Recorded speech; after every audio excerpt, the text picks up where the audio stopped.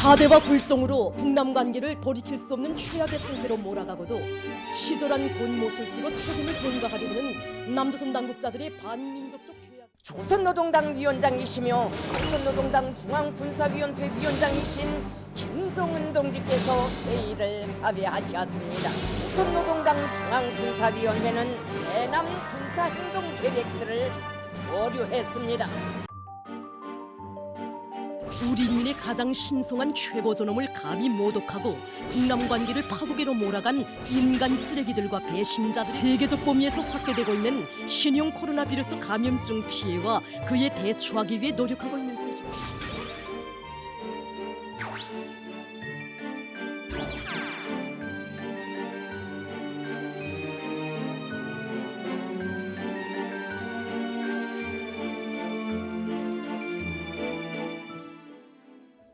예, 이 같은 북한의 조치로 이제 북한이 최전방 지역에 다시 설치했던 대남 확성기 대부분을 철거한 것으로 식별됐다고 정부 소식통이 밝혔는데요. 먼저 좀 화면으로 좀 비교를 해보겠습니다. 예, 이 북한 황해북도 개풍군 한 야산 중턱에 설치됐던 화면 한번 보여주시죠.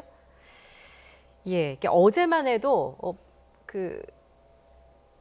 보면은 대남 확성기가 저렇게 한눈에 남한에서도 식별이 됐었거든요. 근데 오늘은 확연히 이제 철거가 된 모습을 볼 수가 있습니다. 왜 이렇게 좀 신속하게 조치가 됐다라고 좀 분석을 하시나요? 북한에서 김정은 위원장이 비록 형식적인 제도인 절차에 따라 가지고 회의에서 이 보류 결정을 내렸다. 하지만 결국은 김정은 위원장의 명령 아니겠어요? 김정은 위원장의 지시라는 법이잖아요. 그렇다면 여기에 대해서 보류 결정에 대해서 후속 조치, 이것은 곧장 이어져야 되잖아요. 예. 그리고 또 한 가지 제가 말씀드린 것은 이렇게 긴급하게 한 것은 북한 지휘계통, 이행계통의 체제적 특징이 있지만 저는 아까 얘기했는데 방금 말씀드린 대로 이 외부 요인, 뭔가 지금 중국이나 미국 이런 요인이 있기 때문에 그런 요인 상황에서 빨리 이런 예비 화상이 개최됐고 그 화상에서 보류 결정이 내렸고 예. 보류 결정에 대해서 후속 조치가 이렇게 빨리 되고 있다. 이것은 결국 뭡니까? 중국과 미국이 혹시 북한의 약속에 있으면 그 약속도 빨리 이행했으면 좋겠다는 그러한 간접적인 메시지도 담겨 있는 것이 아니겠냐. 예. 저는 그렇게 분석합니다. 그런 측면에서 미국과 중국의 외부적인 요인이 클 것이다라는 또 분석이신데 다른 의견 있으신가요? 근데 이제 저는 이 모든 출발이 저는 북한의 절망적인 상황에 출발한다고 보거든요. 예. 지금 올해 북한 경제 성장률 예상이 마이너스 6%입니다. 고난의 인공기 대규모 아사가 있을 때가 마이너스 6.5%거든요, 최대. 그다음에 올 봄에 농사 져야 되는 비료가 북한은 비료만 들어오면 큰 문제였거든요. 근데 중국에서 비료가 안 들어왔어요. 국경 차단으로. 그다음에 비는 몇 년째 안 오고 있습니다. 그다음에 학생들 농촌 지원도 코로나로 제대로 못 갔거든요.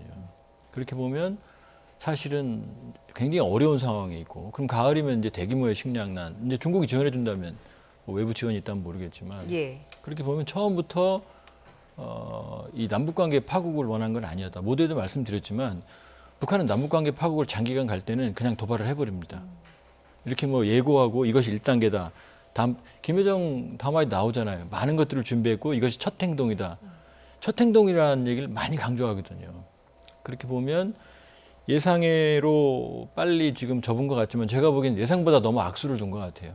개성공단 폭파라고 하는 그런 충격요법을 너무 빨리 썼고 예. 여기에 대해서 사실은 국내 여론이 급격하게 악화됐거든요. 악화됐고. 왜냐하면 우리는 대북전단도 국내 일부 여론의 악화에도 불구하고 상당한 저항적인 조치를 취할 생각이 있었거든요. 예. 그렇게 보면 예상되어 있는 수순이지만 최근 전술적인 몇 가지 실수들이 좀 북한 내부에 있었던 것 같고 예. 그것이 김 위원장이 서둘러서 일단은 봉합은 완전한 이 정책 결정을 처리한 건 아니지만 예. 상황을 좀 더 안정화시키는 국면으로 빠르게 가져가는 조치를 취하는 배경이라고 봅니다. 예. 지금 일련의 상황을 볼 때 이제 김정은 위원장과 김여정 제1부부장이 역할 분담을 했다. 그래서 시나리오가 그 계획대로 수순대로 가고 있는 것이다라는 분석이 그동안 나오지 않았습니까? 그런데 어떤 절차적인 부분에서 어떤 실수가 있었고 그거를 만회하기 위해서 김정은 위원장이 이 시점에 등판을 했다라는 의견이신 것 같습니다. 이에 대한 또 의견 있으신가요? 우리가 이 북한은 강경파와 온건파가 존재하지 않습니다.